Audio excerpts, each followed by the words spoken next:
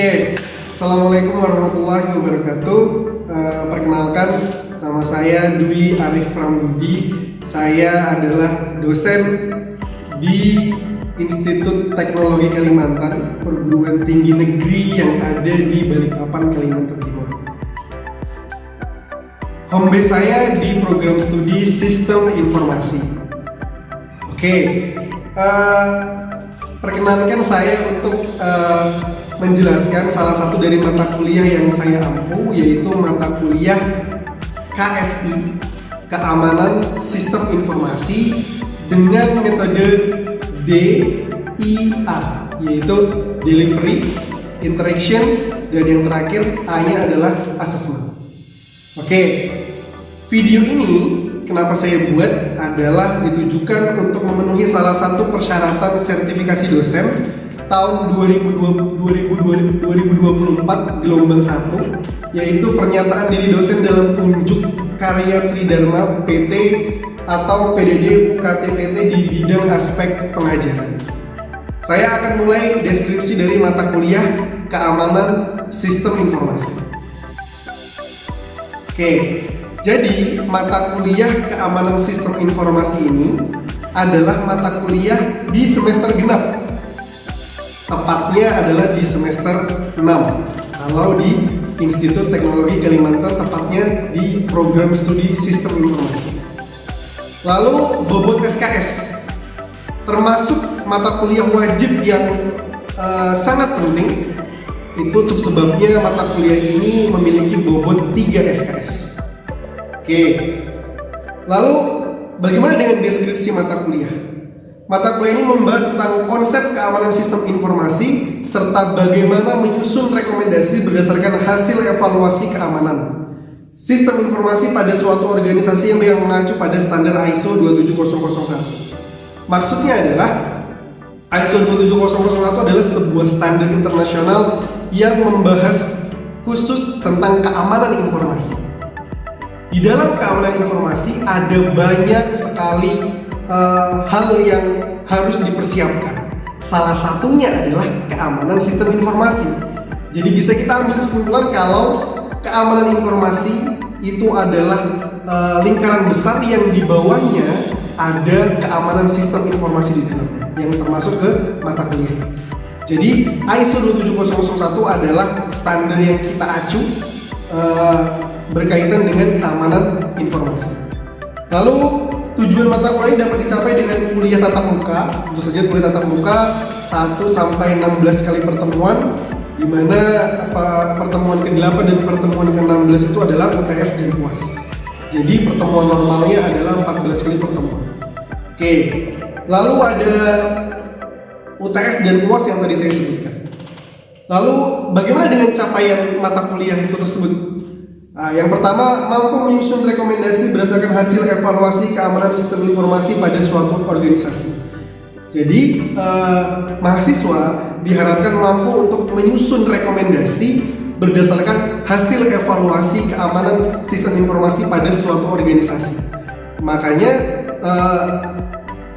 keamanan sistem informasi mata kuliah ini juga termasuk salah satu metode pendekatan interpretatif kalau di sistem informasi. Maksudnya adalah salah satu metode interpretatif yaitu metode kritik. Jadi metode kritik bagaimana kita melihat sebuah organisasi, tapi kita punya standar yang kita pegang untuk bisa menyusun atau melihat organisasi ini nanti kurangnya di mana ya. Lalu bagaimana baiknya? Bagaimana menyusun sebuah rekomendasi yang baik berdasarkan standar ISO tadi, berdasarkan observasi atau wawancara yang kita lakukan dengan narasumber dan observasi di lapangan. Yaitu yang kedua, mampu menerapkan standar keamanan informasi pada suatu organisasi. Yang tadi, jadi mampu menerapkan sebuah standar yaitu ISO 27001 yang nanti juga akan dikombinasikan dengan produk dari BSSN yang namanya Indeks Kami atau Indeks Keamanan Informasi.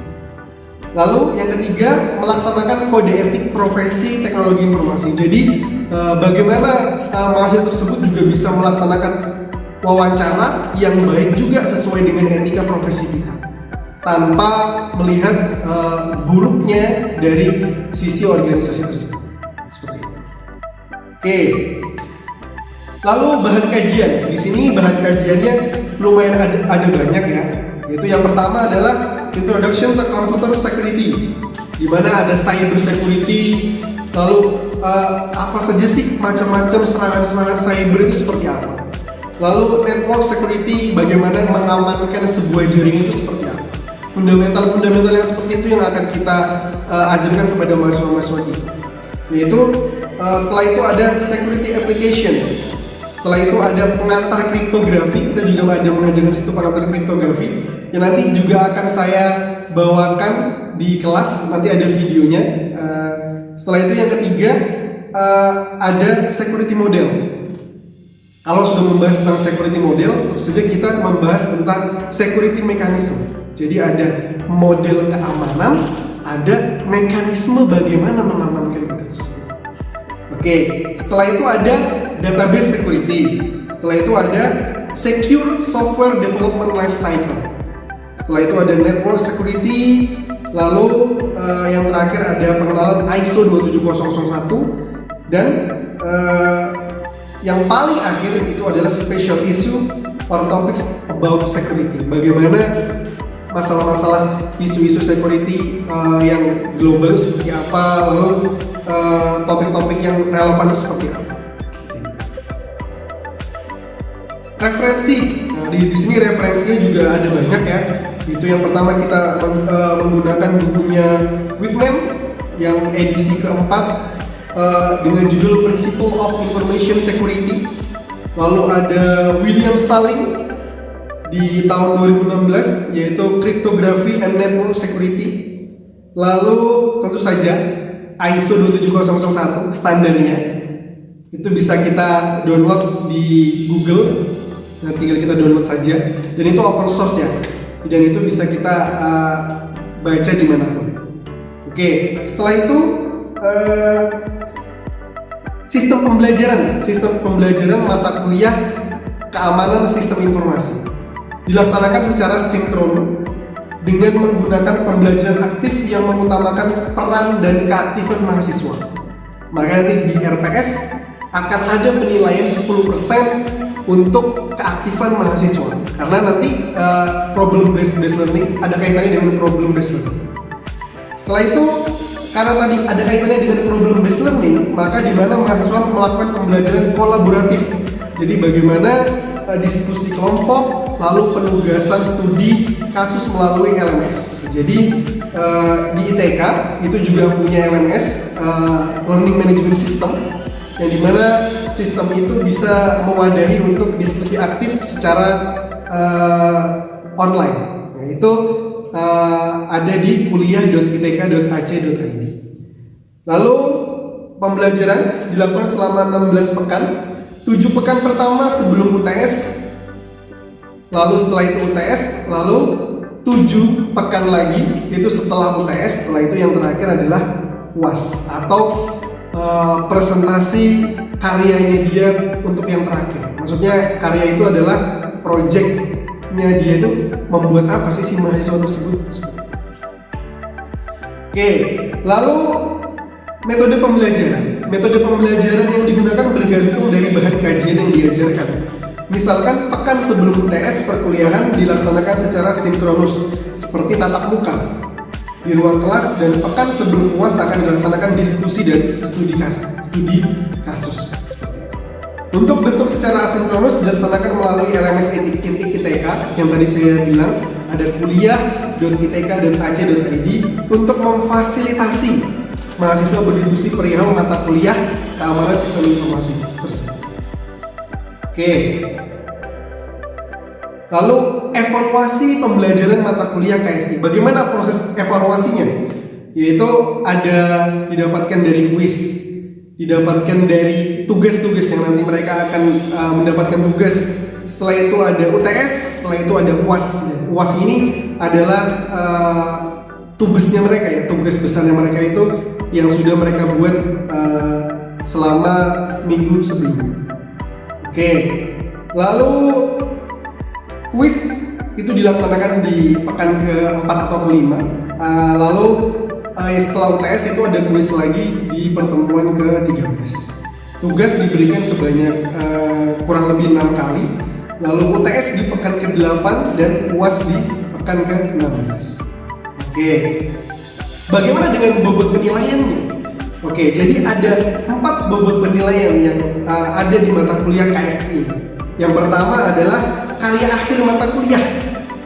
Proyeknya tadi itu 40%. Jadi 40% itu adalah bobot untuk karya akhir mata kuliah. Ini yang paling besar ya. Setelah itu yang kedua adalah evaluasi tengah semester. Itu ada di bobot 25%. Setelah itu ada sikap peserta. Tadi kontribusi mahasiswa di dalam diskusi di kelompoknya. Itu ada 10%. Setelah itu ada tugas, presentasi. Nah, itu semuanya masuk ke dalam 25% sisanya. Jadi kalau di total tadi ada 40, 25, 10 dan 25, totalnya ada 100% pembobotan hasil penilaian. Oke. Demikian informasi yang bisa saya sampaikan terkait dengan mata kuliah keamanan sistem informasi untuk mahasiswa program studi Sistem Informasi Institut Teknologi Kalimantan. Berikut merupakan cuplikan dari proses ketika saya melakukan pembelajaran dengan mahasiswa yang saya laksanakan secara sinkronus atau tatap muka di ruang kelas. Oke, kalau begitu selamat menyaksikan. Terima kasih.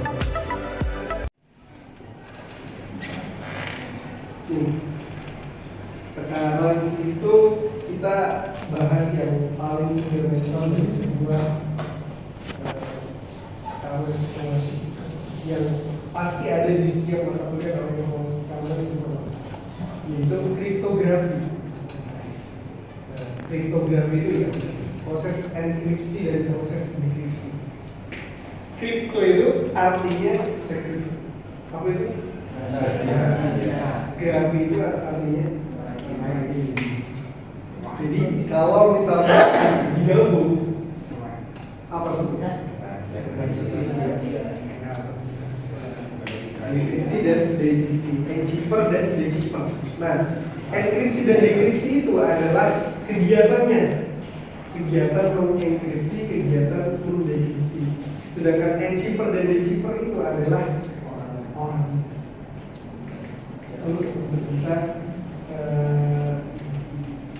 melakukan enkripsi dan dekripsi. Nah ini misalkan pesan. Jadi pesan itu adalah data atau informasi yang dapat dibaca dan dimengerti maknanya. Nama lain adalah plain text atau plain text. Pesan itu dapat berupa teks, gambar, audio, video. Pesan ada yang dikirim atau disimpan di dalam media pilihan, storage. Ini misalkan ada teks, lalu ada gambar, lalu ada audio, lalu ada video. Itu macam-macam pesan. Lalu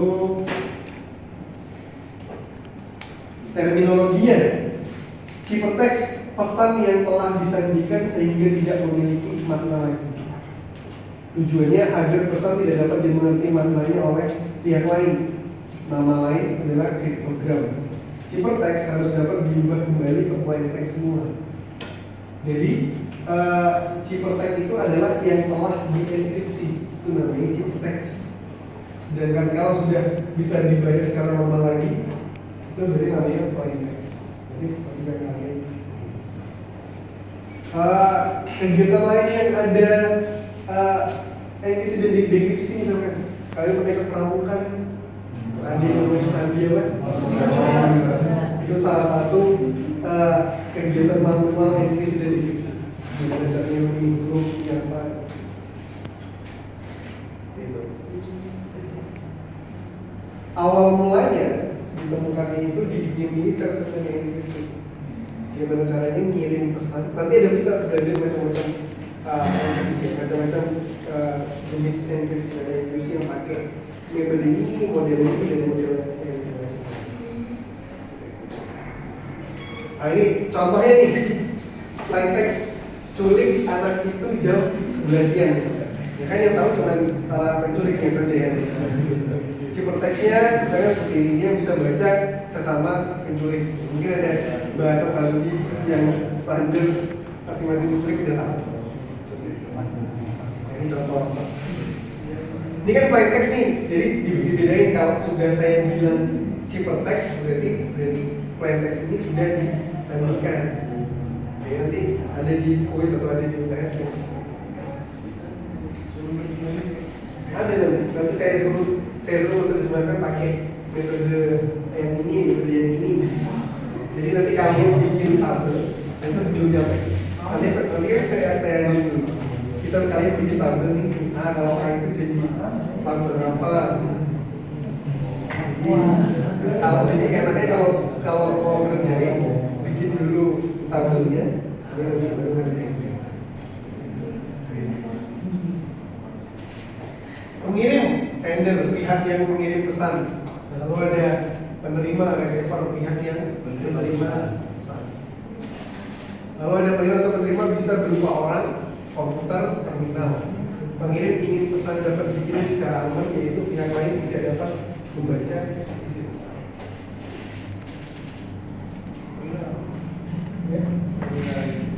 Nah, pengirim atau penerima bisa berupa orang, komputer, atau terminal. Terminal itu maksudnya adalah apa ya, stasiun penerima. Biasanya kalau misalkan di sebuah server pusat itu ada yang namanya terminal. Terminal itu gabungan dari beberapa komputer tuh, jadi disebut kayak terminal bis. Terminal bis itu adalah gabungan dari beberapa bis nih.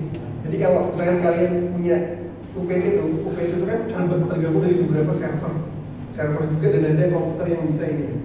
Nah, itu nyebutnya itu namanya bukan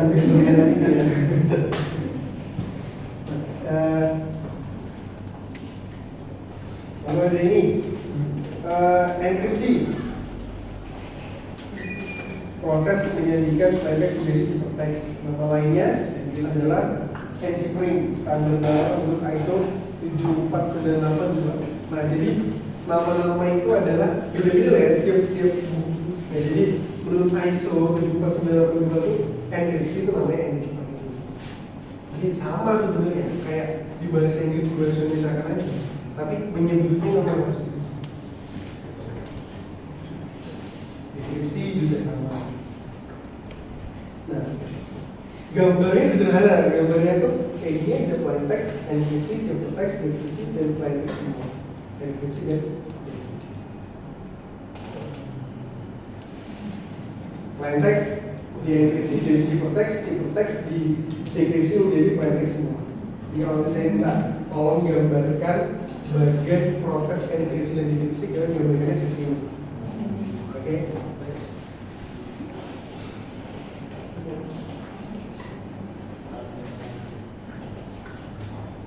Nah, yang tadi kalian jelas itu dari bahasa Yunani. Kriptografi itu dari bahasa Yunani. Yang tadi artinya adalah kripto, tadi adalah secret, dan grafi itu artinya definisi lamanya itu adalah kriptografi adalah ilmu dan seni untuk menjaga kerahasiaan pesan dengan cara menyanyikannya ke dalam bentuk yang tidak dapat dimengerti lagi makna.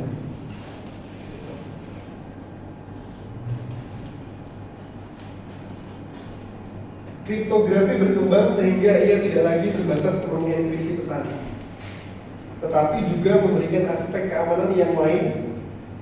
Definisi baru, kriptografi adalah ilmu sekaligus seni untuk menjaga keamanan pesan. Pembuat sistem kriptografi disebut kriptografer.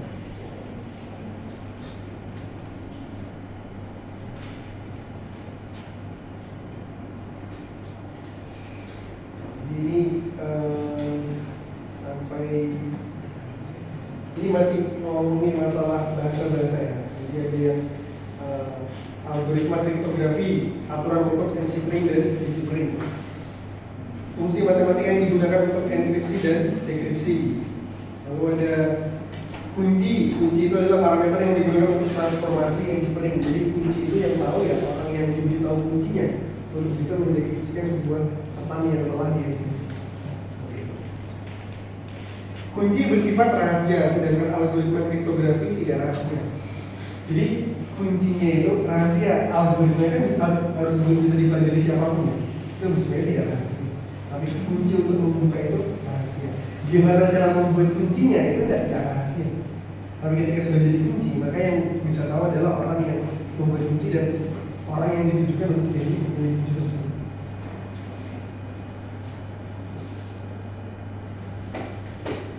Nah ini tadi ya, kriptografi, plain text, ciphertext, kunci. Kriptografi itu adalah algoritmanya, plain text itu adalah sebelum dilakukan enkripsi algoritma tadi. Ciphertext itu adalah sesudahnya. Kunci itu adalah kunci untuk membuka supaya jadi dari ciphertext bisa berubah menjadi plain text. Nih, penyadap reverse dropper. Orang yang mencoba menangkap pesan selama ditransmisikan. Nama lain, enemy, adversary, intruder, interceptor, atau insult. Oke. Nah, ini adalah di pengembangan dari kriptografi, cryptanalysis. Ilmu dari sini untuk memecahkan ciphertext menjadi plain text tanpa mengetahui kunci yang diberikan. Jadi kalau tadi kita harus tahu kuncinya supaya bisa dirubah dari plain text jadi ciphertext. Nah, cryptanalysis itu gimana caranya kita membuat itu jadi plain text lagi tanpa tahu kuncinya. Itu next level dari kriptografi, cryptanalysis. Apa yang disebut cryptanalysis.